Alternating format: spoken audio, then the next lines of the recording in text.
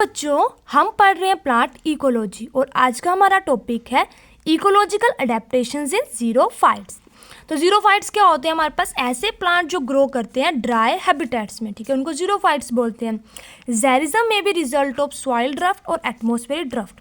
अब जो प्लांट सूखे में ग्रो कर रहे हैं उनकी दो वजह हो सकती है, या तो वहाँ की सॉइल सूखी है, सॉइल ड्राफ्ट है, या फिर वहाँ पे एटमॉस्फेरिक ड्राफ्ट है। तो इसको समझते हैं कि एटमॉस्फेरिक ड्राफ्ट और सॉइल ड्राफ्ट क्या होती है। एटमॉस्फेरिक ड्राफ्ट होती है हमारे पास cause due to exclusive transpiration. जब हमारे पास बहुत ज़्यादा ट्रांसपिरेशन हो रही है, प्लांट से बहुत ज़्यादा पानी जा रहा है, बहुत से फैक्टर हो सकते हैं एटमॉस्फेरिक ड्राफ्ट में। कौन कौन से? लाइट हो सकती है, हाई टेम्परेचर हो सकता है, ड्राई एयर पूरी तरह से सुखा देती है प्लांट्स को, ठीक है, स्ट्रॉन्ग विंड होगी। अब सॉइल ड्राफ्ट की बात करते हैं, तो सॉइल ड्राफ्ट क्यों होती है?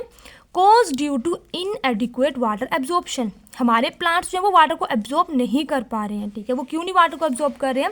ये दो वजह से होता है। एक होता है फिजिकल ड्राइनेस और दूसरा होता है फिजियोलॉजिकल ड्राइनेस।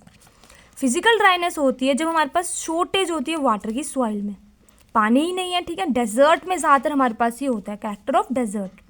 फिजियोलॉजिकल ड्राइनेस होती है हमारे पास when there may be penalty of water in the soil but a plant is unable to absorb it।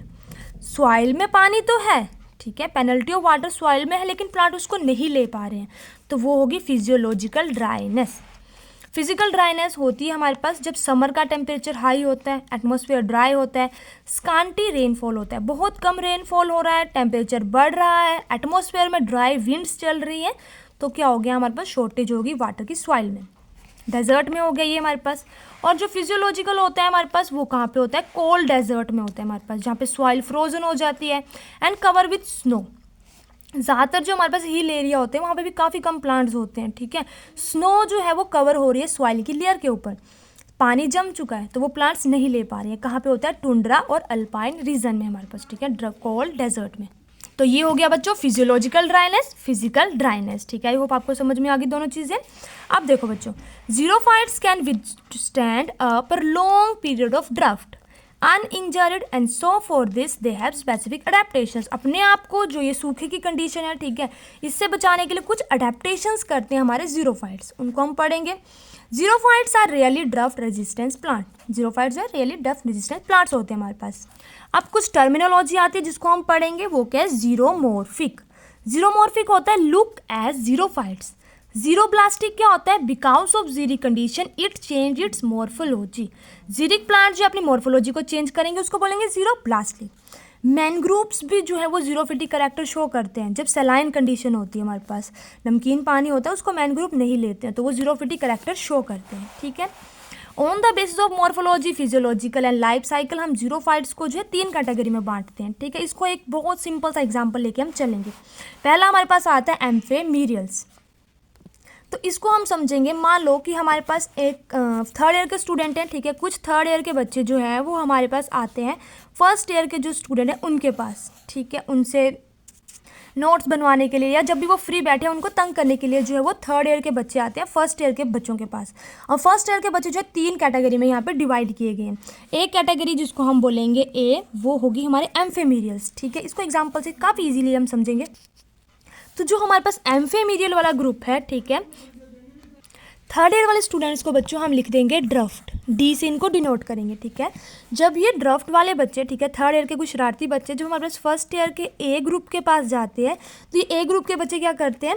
Escape कर जाते हैं, यानी कि वहाँ से बच के भाग जाते हैं, वो होते हैं एम्फेमीरियल्स। ऐसे प्लांट्स हमारे पास जो ड्राफ्ट के आने से पहले ही बच के भाग जाएं, ठीक है बच्चों।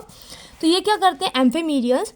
दे आर ड्राफ्ट स्केपर्स और drought evaders found in the habitat of prolong dry season. जब ये फर्स्ट ईयर के जो ए ग्रुप के बच्चे हैं ये देखते हैं कि थर्ड ईयर के बच्चे इनकी तरफ आ रहे हैं, ये अपना सारा सामान उठाते हैं ग्राउंड में से और दौड़ जाते हैं अपनी क्लासेस को, ठीक है।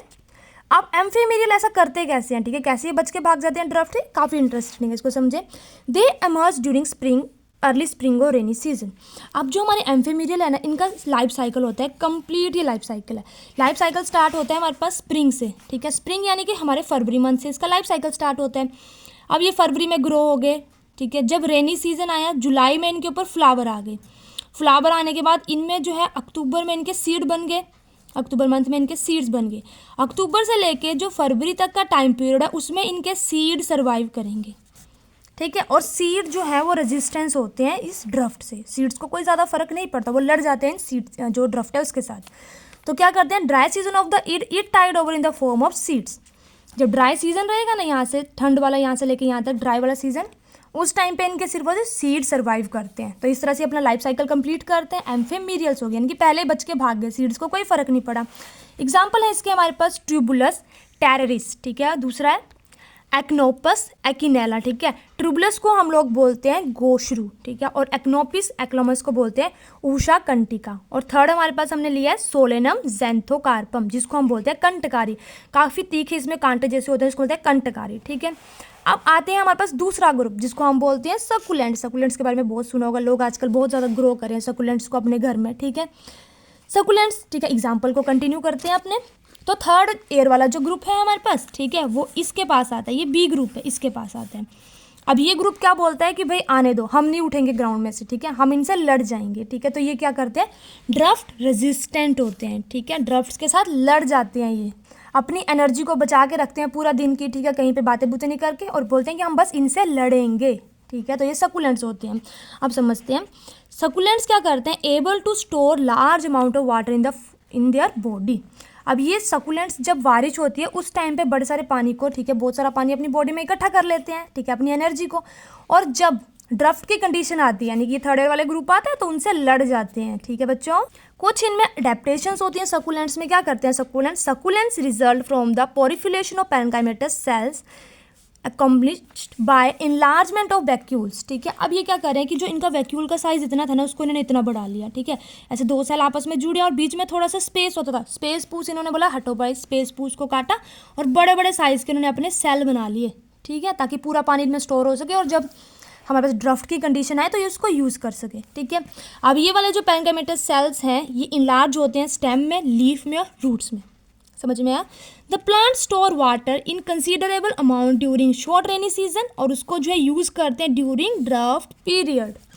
स्टोमेटा को क्लोज करके रखते हैं during day time, checking the loss of water, ताकि पानी का लॉस ना हो सके, कम कम पानी को धीरे धीरे यूज़ करते हैं। अब स्टेम सकुलेंट कौन से हमारे पास होते हैं, अपंशिया, यूफोबिया। लीफ सकुलेंट्स होते हैं हमारे पास एलोए, अगे, ब्रायोफाइलम, यूका। रूट सकुलेंट्स होते हैं हमारे पास एस्प्रेगस। काफ़ी इजी नाम मैं यहाँ पे लेके आई हूँ, तो लेकिन बच्चों नाम याद रखने हैं। कुछ कुछ चीज़ें आप नेट पे इनको देखना, ठीक है, तो आपको नाम इजीली याद हो जाएंगे। अच्छा ये तो प्लांट मैंने देखा है, देखने में नाम इनके काफ़ी अजीब लगते हैं लेकिन, ठीक है। अब आ गया थर्ड ग्रुप नॉन सकुलेंट्स का, ठीक है। अब फिर से हम अपना एग्जाम्पल कंटिन्यू करते हैं। तो ये थर्ड ईयर वाले ग्रुप हैं, जब ये ग्रुप सी के पास जाते हैं, थर्ड ईयर वाले जो बच्चे हैं ग्रुप सी के पास जाते हैं, तो ये इनके पास जाते ही नहीं है, ठीक है, यहीं से गलती करके भाग जाते हैं ये। क्यों? क्योंकि ये स्ट्रॉन्ग होते हैं, ठीक है, ये काफ़ी ज़्यादा जिम जुम जाते हैं, अच्छे स्ट्रॉन्ग बच्चे होते हैं, तो इनसे ये नहीं लड़ना चाहते, ठीक है।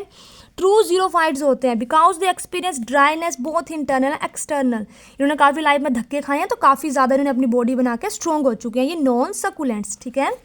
They are perennials and are characterized by many morphological and biological modification. इन्होंने काफ़ी मॉडिफिकेशन कर ली अपने आप में, जिस वजह से ये जो ड्राई कंडीशन है हमारे पास, ये थर्ड ईयर वाले बच्चे इनके साथ खड़े हो सकते हैं, लड़ सकते हैं, ठीक है। They have extensive root system, इनका रूट सिस्टम काफ़ी नीचे तक जाता है। अगर आपने जो ड्राई कंडीशन में ग्रो होते हैं, जैसे सफ़ेदे का पेड़ हो गया हमारे पास, बैर, खैर, ऐसे नाम सुने होंगे, तो ये जो खड में लगे होते हैं या फिर एकदम सूखी कंडीशन में लगे होते हैं, तो इनको पानी कहाँ से आता है हमारे पास, ये पानी लेते हैं, इनकी रूट्स बड़ी नीचे तक जाती हैं, ठीक है। मैनी करेक्टरिस्टिक्स, बहुत से करेक्टरिस्टिक्स को ये अपनाते हैं ताकि ये अपने रिड्यूस कर सके ट्रांसपिरेशन को। क्या करते हैं ये लोग जो नॉन सकुलेंट्स हैं, ये क्या करते हैं, जैसे अगर हम इनकी बात करें तो जैसे जिम जाते हैं ये, ठीक है, अपने आप को इन्होंने स्ट्रॉन्ग करके रखा है, तो इन्होंने क्या क्या रखा है, जो प्लांट्स हैं हमारे नॉन सकुलेंट्स, इन्होंने क्या रखा है, वैक्सिंग कोटिंग करके रखी है लीफ के ऊपर। इनका स्टोमेटा संकन है, संकन का मतलब धसा हुआ, बिल्कुल अंदर होता है लीफ के, संकन स्टोमेटा। लीफ ब्लेड इनके रिड्यूस होते हैं, एकदम पतले से होते हैं लीफ ब्लेड जो हमारे पास नॉन सकुलेंट्स होते हैं, थिन होते हैं, रिजिड होते हैं। Rolling and folding of leaf, इनके जो लीव्स होते हैं वो फोल्ड होते हैं। एग्जाम्पल आ जाता है बच्चों इसमें हमारे पास, पहला है अकेसिया निलोटिका, जिसको हम बोलते हैं बबूल, ठीक है। दूसरा हमारे पास है जिजिपस जुजुब, जिसको हम लोगों ने बहुत बार खाया होगा, बैर बोलते हैं जिसको, जिजिपस क्या होता है, बैर, ठीक है। उसके बाद है कैलाट्रोपिस प्रोसीरा, ठीक है, जिसको हम अक बोलते हैं, हवन में काफ़ी यूज़ किया जाता है अक का प्लांट। और लास्ट में हमारे पास नीरियम, नीरियम होता है कनेर, कनेर के आप आजकल बहुत लोग वाइट, पिंक, येलो कलर के फ्लावर लगा रहे हैं, काफ़ी सुंदर प्लांट होते हैं नीरियम के। नीरियम तो सबने देखा होगा लगभग, उसके पत्ते कैसे होते हैं, पतले पतले। ठीक है, तो ये था हमारे पास आज की वीडियो। ठीक है बच्चों, आई होप एग्जाम्पल से बिल्कुल आपको समझ में आया होगा। एक बार रिवाइज कर लें जरा सा। ठीक है, एम्फीमेरियल क्या हो गया, ऐसा ग्रुप हमारे पास जो कि दूसरा ड्राफ्ट कंडीशन को देख के भाग जाएगा। ठीक है, उसके आने से पहले अपना लाइफ साइकिल कंप्लीट करके चला गया। सकुलेंट्स क्या हो गए हमारे पास, जिन्होंने बोला कि हम आपसे लड़ेंगे। ठीक है, और वो ड्राफ्ट के साथ लड़ते हैं। ठीक है, और थर्ड है नॉन सकुलेंट्स, जिनके ऊपर कोई असर नहीं पड़ता ड्राफ्ट का। उन्होंने अपने आप को इतना मॉडिफाई कर लिया कि इनको कोई भी आके इनसे लड़ नहीं सकता। ठीक है, तो ये थी आज की वीडियो जिसमें हमने बात की ज़ीरोफाइट्स के बारे में। इसी के साथ वीडियो कंप्लीट होती है। आई होप आपको वीडियो अच्छी लगी हो। वीडियो के नोट्स बच्चों आपको हमारे टेलीग्राम चैनल बॉटनी स्टूडेंट पे मिल जाएंगे। वीडियो समझ में आई तो वीडियो को लाइक करें, चैनल को सब्सक्राइब करें। Thank you.